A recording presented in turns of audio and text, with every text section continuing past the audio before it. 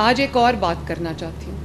یہ جب ملک سٹیبلائز ہونے لگتا ہے، جب اس ملک میں عوام کی زندگی میں بہتری آتی ہے، ترقیاتی کام ہونے لگتے ہیں، مہنگائی کم ہونے لگتی ہے، تو کسی نہ کسی کو اس کی تکلیف شروع ہو جاتی ہے.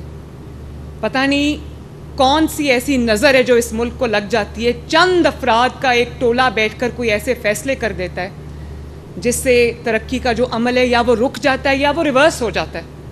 ابھی آپ نے دیکھا ہوگا کہ سٹاک مارکیٹ 82,000 پہ پہنچی. 82,000 پہ. یہ بلا وجہ نہیں ہوتا، یہ ایک سینٹیمنٹ ہوتا ہے مارکیٹ میں جس میں لوگوں کا اعتماد ہوتا ہے حکومت کے اوپر کہ یہ حکومت کچھ ایسے فیصلے کر رہی ہے جس سے اکانومی میں بہتری آ رہی ہے، جس سے چیزوں کے اندر بہتری آ رہی ہے، عوام کی زندگیوں میں بہتری آ رہی ہے. تو اب آپ دیکھیں یہ جو ابھی سپریم کورٹ کا ڈیسیجن آیا ہے، یہ ڈی اسٹیبلائزیشن کی کوشش نہیں ہے تو اور کیا ہے؟ مجھے اس کا دوسرا نام تو سمجھ نہیں آتا. ایک ایسا شخص جس کو آج آپ یہ بھی نہیں کہہ سکتے کہ وہ tried and tested and field نہیں ہے. مسلم لیگ نون کو 3 حکومتیں ملیں، تینوں حکومتوں میں ترقی کے نئے ریکارڈ اس نے قائم کیے، خدمت کے نئے ریکارڈ قائم کیے، دنیا نے اس کی گواہی دی. اور ایک شخص ایسا ہے جس کو 4 سال حکومت ملی، اس نے وہ تباہی کی اس ملک کی کہ جس کی کوئی مثال نہیں ملتی. 4 سال میں ترقی کرتے ہوئے ملک کو نیچے لانے کے لیے بھی بہت بڑی نااہلی کی ضرورت ہے. وہ اس سے بھی بڑے نااہل تھے. آج جو ہمارے حالات ہیں ملک کی اکانومی کے، آج جو ہمارے حالات ہیں عوام کے اوپر جو تکلیفیں آئی ہوئی ہیں، یہ اسی 4 سال کا نتیجہ ہے جس کے اندر IMF کو تو نواز شریف نے وہ پروگرام سکسیسفلی ختم کر کے اس کو خداحافظ کہہ دیا تھا. واپس IMF کو لانے والا کون ہے؟ وہی ہے جو آج اڈیالہ جیل میں بیٹھا ہوا ہے، اپنے کرموں کی سزا بھگت رہا ہے. تو میں جب یہ سپریم کورٹ کا ڈیسیجن آیا جس میں انہوں نے وہ کچھ بھی عطا کر دیا جو مانگا ہی نہیں گیا تھا ان سے. سپریم کورٹ کے ان ججز نے آئین کو ری رائٹ کیا ہے. آئین کیا کہتا ہے؟ آئین اور قانون کہتا ہے کہ آپ فلور کراسنگ نہیں کر سکتے، اور سپریم کورٹ کے ان ججز کا ڈیسیجن کہتا ہے کہ آپ فلور کراسنگ کریں. یعنی کہ جو پہلے ایفیڈیوٹ آپ نے جمع کرایا ہے وہ نہیں، ہمارے پسند کا نہیں ہے، ہماری پسند کی جماعت کو جوائن کریں گے تو بات بنے گی.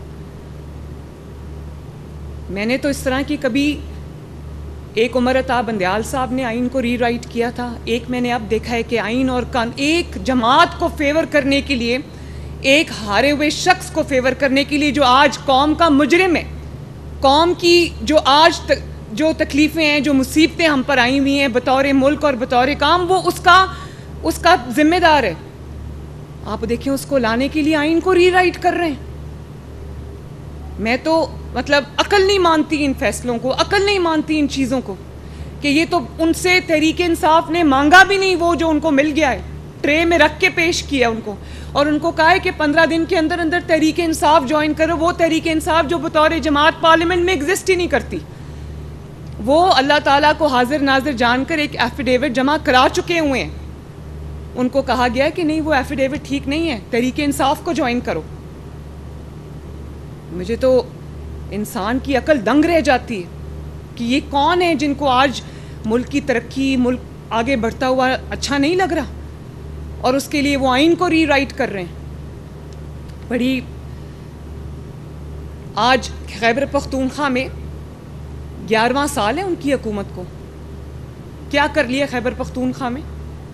پاکستان کا 4 سال میں جو بیڑا غرق کیا ہے وہ خیبر پختونخوا میں 11 سال ہو گئے ہیں. ایک سڑک آپ کو نظر نہیں آئے گی، ایک کام آپ کو نظر نہیں آئے گا. یقین مانے ابھی میں گئی ہوئی تھی خیبر پختونخوا، یہ جو 2 چھٹیاں تھیں، تو میں حیران رہ گئی. جہاں پنجاب ختم ہوتا ہے اور خیبر پختونخوا شروع ہوتا ہے، وہاں پر ترقی ختم ہوتی ہے اور تنزلی شروع ہوتی ہے. تکلیف ہوتی ہے دیکھ کے. خیبر پختونخوا میرا صوبہ ہے، میرا ملک ہے، اس کے عوام بھی پاکستان کے عوام ہے، ترقی ان کا بھی حق ہے، اچھی زندگی ان کا بھی حق ہے. لیکن نااہلی آپ دیکھیں، صرف سیاسی نعرے بازی، صرف بدتمیزی، بد تہذیبی، نااہلی، نالائکی، اور اپنی فرائض سے بطور سیاسی جماعت اپنے فرائض سے مجرمانہ غفلت، اس کے علاوہ اور ہے کیا ان کے پاس؟ اور اگر ایک حکومت آ گئی ہے جو ملک کو بحران سے نکال رہی ہے، اکانومی کو سٹیبلائز کر رہی ہے، عوام کی تکالیف دور کرنے کے لیے دن رات محنت کر رہی ہے. تو میں سپریم کورٹ کے ججز سے یہ عرض کرنا چاہتی ہوں کہ چلنے دو اس ملک کو. جس شخص کو آپ واپس لانا چاہتے ہو وہ شخص اس قوم کا مجرم ہے. آپ کے لیے ہم اتنا آسان نہیں ہونے دیں گے. انشاءاللہ تعالیٰ یہ حکومت 5 سال پورے کرے گی, اور اگر اس نے کسی نے اس کو ڈی سٹیبلائز کرنے کی کوشش کی, کسی نے رکھنا ڈالنے کی کوشش کی, کسی نے پولیٹیکل انسٹیبلٹی لانے کی کوشش کی, تو اس کے ساتھ آئینی ہاتھوں سے نپٹا جائے گا. 2017 میں بھی یہ فیصلے ہوئے تھے. ترقی کرتا ہوا ملک ایک پاناما جیسے بدنام زمانہ فیصلے کی وجہ سے ملک ڈی سٹیبلائز ہو گیا, اور آج تک تو سنبھلنے میں نہیں آ رہا. تو خدا را اس ملک پہ رحم کریں, اس قوم پہ رحم کریں. اور میں عوام کو بھی کہوں گی کہ اس طرح کا جو بھی فیصلہ آتا ہے ہمیں اس کو دھیان سے دیکھنا ہے کہ اس کے پیچھے محرکات کیا ہیں, اس کے پیچھے وجوہات کیا ہیں. آپ کہتے ہیں کہ ہم اپنے ضمیر کے مطابق فیصلے کرتے ہیں. آپ کو ضمیر کے مطابق فیصلے نہیں کرنے ہوتے, آپ کو آئین اور قانون کے مطابق فیصلے کرنے ہوتے ہیں. اگر آپ کا ضمیر بکا ہوا ہے تو ہم کیا کر سکتے ہیں؟ یہاں پر ضمیر کے مطابق فیصلے نہیں ہوتے, یہاں آئین اور قانون کے مطابق فیصلے ہوتے ہیں. اور جہاں آپ اپنے ضمیر کے مطابق فیصلے کرتے ہیں جو کہیں لنکڈ ہوتا ہے تو آئین اور قانون کا قتل ہوتا ہے, اور یہ ملک کی حالت ہوتی ہے جو ہے. آپ ذمہ دار ہیں ملک کی اس حالت کے. تو میں عوام سے یہ ریکویسٹ کرنا چاہوں گی کہ اپنی آنکھیں اور کان کھلے رکھیں, اپنے دوست اور اپنے دشمن کو پہچانیں. بہت ہو گیا, 76 سال ہو گئے ہم انہی چیزوں میں الجھے ہوئے. اب یہ مزید نہ برداشت ہوگا اور نہ کرنا چاہیے. ایک جماعت جس کا کام فتنہ پھیلانا ہے, انتشار پھیلانا ہے, لڑائی جھگڑا کرنا ہے, گالی گلوچ کرنا ہے, پتہ نہیں وہ کدھر سے لانچ ہوئے میں, کدھر سے ان کو پیسہ آتا ہے.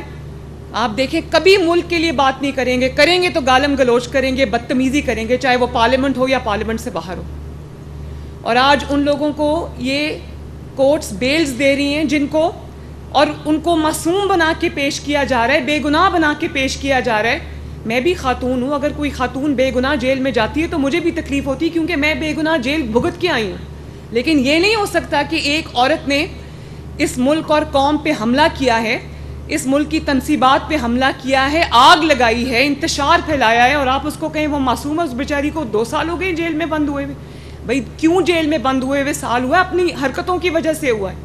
آپ نے جو جرم کیے ہوئے ہیں وہ پوری قوم نے ٹی وی پہ دیکھا ہے. کس نے نہیں دیکھا کہ انہوں نے ملک میں آگ لگائی؟ کس نے نہیں دیکھا کہ انہوں نے شہداء کے اوپر حملہ کیا؟ کس نے نہیں دیکھا کہ ان کو موقع جب موقع ملا انہوں نے آگ اور خون کا انتشار کا کھیل کھیلا؟